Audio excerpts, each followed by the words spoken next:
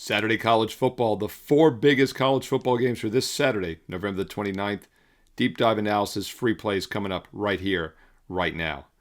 Hi, this is Steve Merril, WagerTalk.com, right back here on WagerTalk TV. And this is your college football top 25 report for this Saturday, November the 29th. Just a quick reminder, first time ever I did two top 25 reports because we had three top 25 games on the Friday card. So if you're joining us earlier in the week, check out the Friday top 25 report. And now I'm back for part two, as promised. Your four biggest games for Saturday. We actually have three more top 25 games. I'm going to give you a bonus game that was just a bit outside from making the rankings. All right, as we do each and every week, I'm using the college football playoff poll now. Playoffs, that's right, not the AP anymore, but I do use the AP for some additional votes for that bonus game. But let's start with the big one at noon Eastern on Fox. Number 1 Ohio State at number 15 Michigan. And Ryan Day maybe won the national title last year, but he couldn't beat Michigan. In fact, 4 straight years now, 21, 22, 23, and last year in 2024, Ohio State has lost outright and failed to cover against the Michigan Wolverines. Even though they were the better team last year as a double-digit favorite, they still came up short. However, I think this is the year they get back on track for a few reasons. First of all, this is a powerhouse Ohio State team, and also because Michigan has not stepped up well in class this season. Lost by 11 at Oklahoma early in the year. Also lost by 18 at USC mid-season. They really have not stepped up well as a dog this year. Their only dog win actually was when they were a 1-point dog. They barely beat Nebraska on the road 30-27. Meanwhile, Ohio State maybe hasn't been tested, but they did beat Washington 24-6 on the road earlier this season. Also beat Illinois as a 2-touchdown favorite by 18. Really been a giant favorite in all other games this season, but they've done what they needed to do. And I do think there's a legitimate revenge motive here. And I know we said that last year and the year before, but the fact they won the national title but still lost this game last year, I think they're not going to overlook Michigan, and they are the better team on both sides of the ball this season. In fact, the big edge, I think, in this game is actually going to be the Ohio State defense. You know, we always think of Michigan as a good defensive dog. That's just not the case this year. In fact, in my FBS rankings, all 136 teams, I've got Ohio State rated as the strongest defense in the country right now. Michigan is barely top 10. I've actually got them rated at 10th. Other big edge here is Ohio State's offense, which is top 6. Michigan not even in the top 40. So, yes, Ohio State has the defensive edge, but they have an even bigger offensive edge in this game. They're winning their games by over 30 points on average, and I think they win this one by double digits as well. 10's a very key number. About a 4 to 5% chance Ohio State would win by exactly 10 points in this game, especially with the low total. So shop around. Make sure you get minus 10 or less. But if you're going to play it, I would lay it with the Buckeyes, minus 10. That's your early game at noon Eastern on Fox National TV. All right, next game is also early at noon Eastern on ABC. Number 12, Miami of Florida, traveling to number 22, Pittsburgh.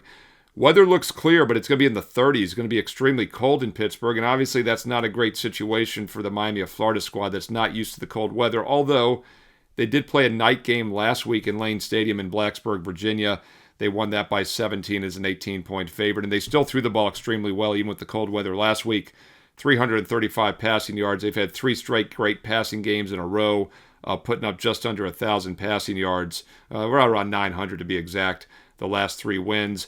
But they've only covered one of their last 4, so this line is now a little bit cheaper than it probably should be, especially since Pittsburgh is on a 6-1 point spread run. But keep in mind, 6-1 straight up against the spread their last 7.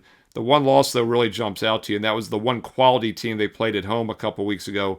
Notre Dame, 12-point home dog. They lost by 22, and they actually had the turnover edge in that game. Only had 1 turnover, had the overall +1 turnover edge, and still lost by 22 against Notre Dame as a home dog. Their only other game this year as a dog that they won, well, they beat Georgia Tech last week, but was Florida State on the road back in early October, but obviously that win's a lot less impressive now. Also lost at home to Louisville by 7 as a slight home dog. So they haven't defended this home field, and I would rather have Miami of Florida here, a very good offensive team, at least throwing the ball. Meanwhile, almost 9 yards per pass. Pittsburgh's been strong against the run this year, just 2.8 yards per carry. Miami's a very mediocre rushing attack, but Pittsburgh's pass defense has not been as strong, and I think that's where Miami's going to have the edge. Cold weather is a little bit of a concern, but it's an early kickoff at noon Eastern. 2 good defensive teams here, but Miami holds a substantial offensive edge, almost a yard per play better offensively this year when factoring in opponents played. Take a look at Miami of Florida, minus 6.5 or less. Now, there's some 6.5s in most spots. Few spots have gone to that key number of 7. Actually, more 7s than 6.5, so I would shop around. 7 is a very key number, about a 4 to 5% chance Miami wins by exactly 7. So if you like Pittsburgh, you definitely get a +7. If you like Miami, you get the 6.5. I'd prefer to lay the 6.5 with the Hurricane, the better team. Although the weather, got to keep an eye on that as we get closer to Saturday's kickoff at noon Eastern. All right, 2 down, 2 to go. Let's look at actually the third and final top 25 game, and this is a good one at 3:30 Eastern. Should be an entertaining game in the SEC. Number 14, Vanderbilt at number 19, Tennessee. Boy, I remember back when I started in the 1990s, several decades ago, rivalry weekend, the last weekend in November, we always would look to play some of those big, ugly dogs that weren't going bowling, catching 20 or 30 points, and Vanderbilt was always one I'd consider.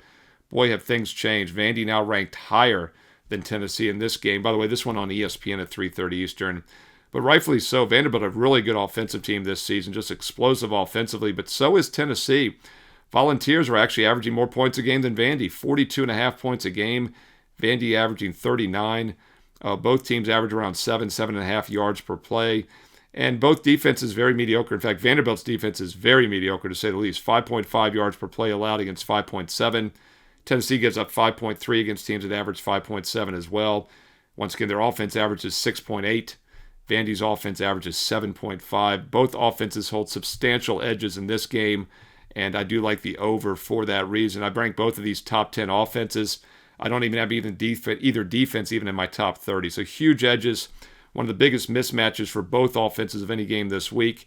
And yes, the total is pricey, as is often the case with these shootouts. But as you hear me say all the time, I always look for the highest totals to go over and usually the lowest totals to go under. And one of the reasons it works is it becomes a little bit of a fade the public contrarian indicator. Yes, the total is big, around 65, 65.5, but the public starts to shy away when he gets to this point. In fact, as I check the odds logic screen, the cheapest price out there right now is 65 at the South Point in Las Vegas, which is a very public book, and they kick out winners.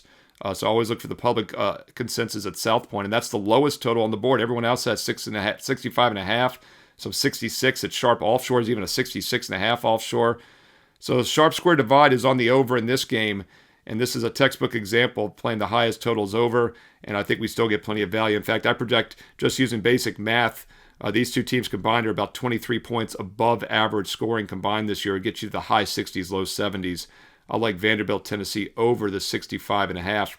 That's at 3:30 Eastern for you on, what is that, ABC? Did I tell you? So many networks here I got to keep track. But no, ESPN. ESPN gets this one. I think this will be a fun game to watch at 3:30 Eastern. All right, those are your top 25 matchups, all three of them for Saturday. Don't forget, I also gave you 3 in a separate video for Friday. So if you're joining us early in the week, check that one out as well.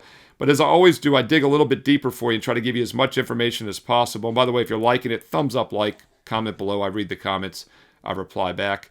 But one thing I like to do is look at the additional votes in the AP poll. Now, yes, I'm using the playoff poll, the playoff rankings here for this video.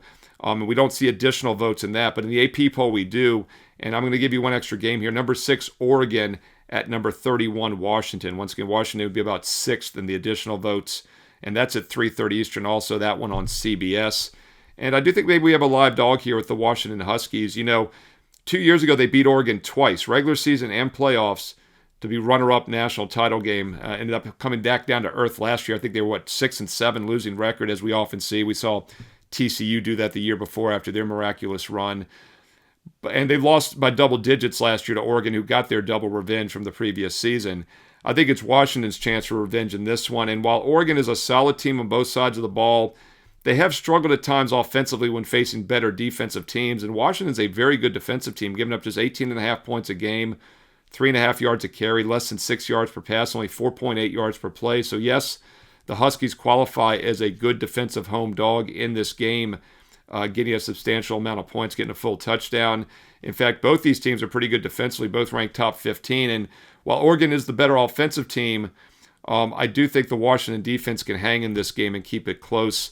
Once again, as we check the odds logic screen, we'll see that key number of 6.5, 7 floating around. If you like Oregon, lay the 6.5 minus 15.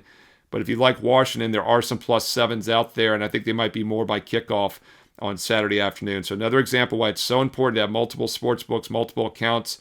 You really could get 6.5 or 7 on this game, and there's about a 4 to 5% chance Oregon wins by exactly 7. So if you can get +7 or more, I would start leaning towards Washington in this one as a good defensive dog. That's at 3:30 Eastern on CBS. There you go, a little bonus game on the outside looking in. Hey, once again, if you're liking these free play videos, I'll ask a quick thumbs up, like, click it. Thank you so much. If you have a few more seconds, comment below. I do read the comments. I reply back. What are your thoughts on these games? What other sides totals do you like this weekend in college football? Hey, include some analysis if you have time. Let's learn and earn and win together. And oh, by the way, in that Oregon game, forgot to mention, 2 of their top 5 receivers are listed as questionable this week. Moore, who's number 2 on the team in receptions, and then Bryant Jr. is number 5 on the team in receptions. And they average about 12 and 15 yards per reception this year combined for about 7 touchdowns. So once again, check the injury report as we get closer. 2 of the Oregon's top 5 receivers are listed as questionable this week as well. There you go. If you're liking the videos, thumbs up, like, as I mentioned, comment below, include some analysis. Let's learn and earn and win together here on WagerTalk TV. And don't forget on the way out, if you want my official best bets, be sure to check out my page, Steve Merril, WagerTalk.com. You know, the free plays are nice. I give you maybe 15 to 20 of these high spotlight college and pro football games every week. I give you all the Thursday night NFL games throughout the season, gave you all the Thursday and Friday games this week, Sunday, Monday night football every week. Sometimes those games make my best bet card, but most of the time they're light opinions only. Maybe treat them as 1% of bankroll if you play them all. But if you want my official best bets, those are the strong 4% plays, the exact same games I'm personally using each day, and it's always been that way for the past 29 years since I started way back in August of 1996. If I'm using a game, every client gets it, and it doesn't matter if you get a 1 day, a 1 week, a 1 month, or a 1 year subscription. Everyone gets the same best bets, just different price points, different options. And right this week, we do have some great offers for you. In fact, the Thanksgiving special is still available. That is 7 days all access for just $67. That's a great discount. Normally it's $99 for 7 days. Nope, not this week. Turkey week special, just $67, dude. And you can stack them. They're stackable, which means you can buy 2, 3, 4 of them in a row and use my best bets for multiple weeks and get that discounted price. So get a 7 day for $67. You get multiple of them and stack them if you would like. Or if you want a monthly package, I would recommend getting December now because the rest of November is included for free. I made this offer last week. We had a 67% weekend in college and pro football combined. I know many of you got on board, but if you didn't, hey, get these final few days of November for free when you sign up for December. Don't wait till Monday. Why wait till Monday, December 1st? Get this weekend included for free. Rest of November free with December. That offer's still on my page as well. And then finally, if you want the big boy package, if you're ready to take a serious, consistent investment approach, as I highly recommend, you need to play consistently every day and get that cost per play down as well because it is an investment after all. And with the instant $500 discount on a 1 year all access pass, it works out to about $1 a play. Every college and pro football, basketball, and all of next year's baseball as well. Instant $500 discount on the 1 year all access pass is still available. Gets it down to about $1 a play. Look, there's no promo codes needed for any of those special offers, whether you want the 1 week, the 1 month, or the 1 year. Every client gets the same best bets, my exact personal best bets that I'm using each and every day. And oh, by the way, the last cut from my best bet card, since I'm pretty selective, 2 to 3 best bets per day on average, is still a very strong opinion. What do? I put it up for free for you every day. Go check out the daily free play right now. A bonus free play on my page with analysis every day. Right above it's the best bets and the promos I just mentioned. Go get it right now. Make it a part of your handicapping routine each and every day to go get that bonus free play on my page. Steve Merril, WagerTalk.com. And hey, get there quicker with shortcut wt.buzz/SM. On the way out, don't forget to follow me on social media on X and Instagram. Also, don't forget to click subscribe and click the bell as well here for instant alerts. You'll know when Fade the Public is posted for this weekend. My Sunday, Monday night NFL games are posted as well. Click subscribe and click that bell here on WagerTalk TV. And as I was saying, don't forget to follow me on social media as well. I post links to all these videos, the free plays also on X and Instagram at Steve Merril, 2 R's, 1 L, MERRIL. And stay tuned here to WagerTalk TV because you know there's more free play videos coming up next.